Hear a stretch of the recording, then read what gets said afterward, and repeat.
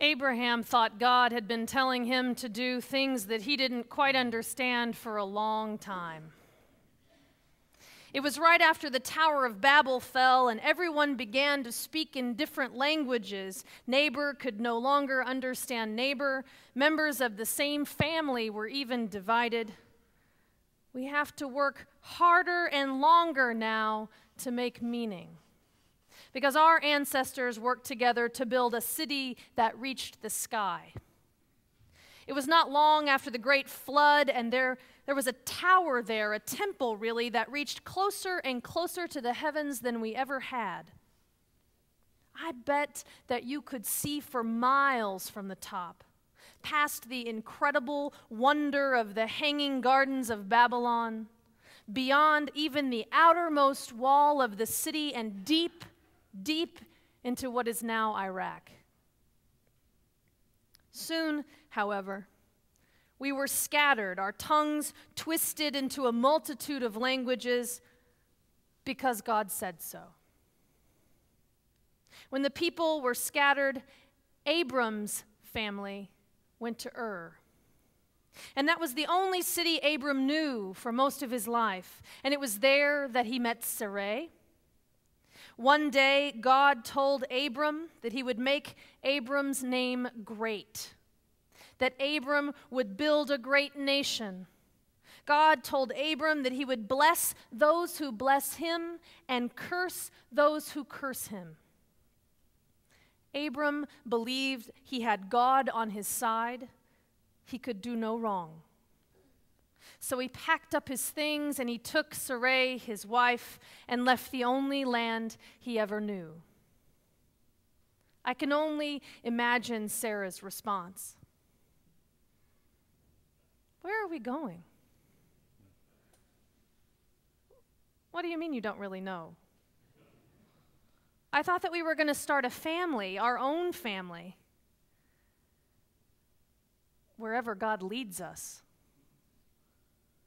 How will we know when we get there? Oh, when God tells you. How will we survive? What will we eat? What about your father? You're going to leave your father? You're supposed to take care of him. And my parents, they're all aging. Are they going? Oh, only Lot. Your brother Lot will go with us, and I'm just supposed to go because you said so. Oh, right, because God said so. They journeyed to a great tree in the land where the people of Canaan were living, and they stopped. Abram, is this where we'll build our home? Sarah might say. Is this where we'll begin our family, where God will bless us with a child? No? Why are you building an altar here then if we're not staying? God said he would give you all this land? This land? Well, I bet the Canaanites will have something to say about that. Is God just going to tell them to go somewhere else so that we can have it all to ourselves? Oh, we promised it to our offspring. Well, we'd better start having them then. You're right. It is beautiful, Abram. So why are we leaving? He told you. I hope you're right. After Sarai and Abram left Canaan, a great famine swept over the land. So Abram took Sarai and Lot and went into Egypt. But before they arrived, Abram tells Sarai to lie. Your sister? Abram, we've been married all this time. I'm not going to tell anybody I'm your sister. I have traveled all this way. I have been devoted to you, and now you want me to deny our relationship? You want me to deny our marriage and tell the people here that I'm your sister? Is lying God's idea too? Oh, I know you think I'm beautiful, Abram, but that is no reason to trust you. Because you said so. Because God said so. Lot, I swear this is crazy. Disobeying God's commandments like that, denying my own marriage, lying. This man is going to bring on the plagues. The plagues did come. They came upon the Pharaoh's house, and eventually the Pharaoh sent Abram and Sarai away. The journey was long. Lot and his brother eventually separated. Sarai and Abram spent a long time traveling with a herd, battling for a place to stay, rescuing Lot from another king.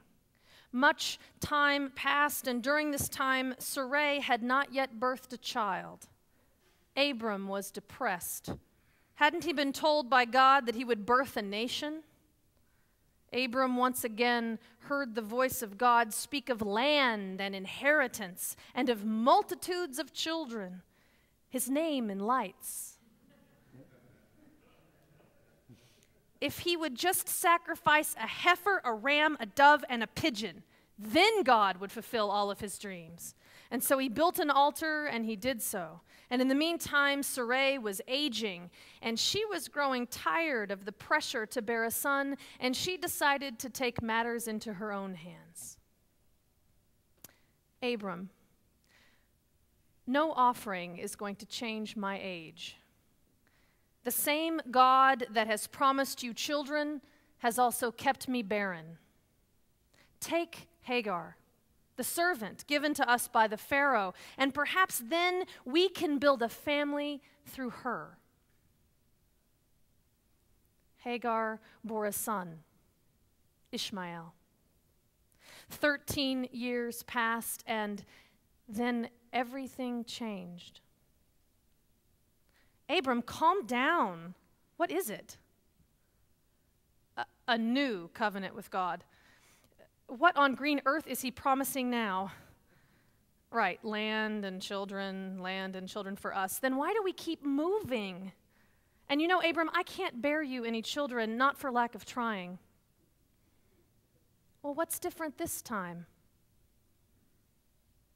I'm to call you Abraham, and you're going to call me Sarah? I really don't think that changing our names is going to make anything that different.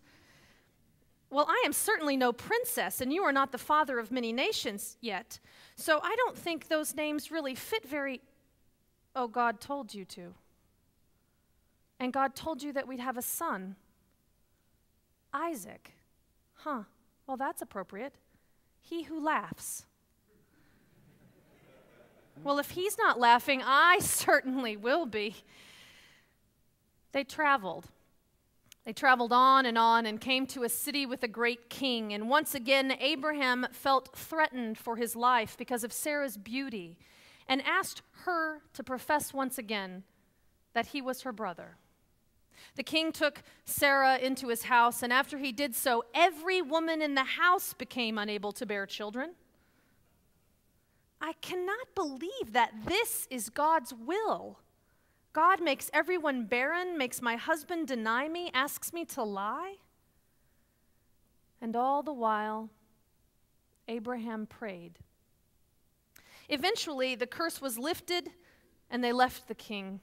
And soon after, Sarah did in fact become pregnant and bear a son. And she laughed and laughed. Well, I don't know about birthing a great nation, but I do know that we have been blessed with this little miracle of life.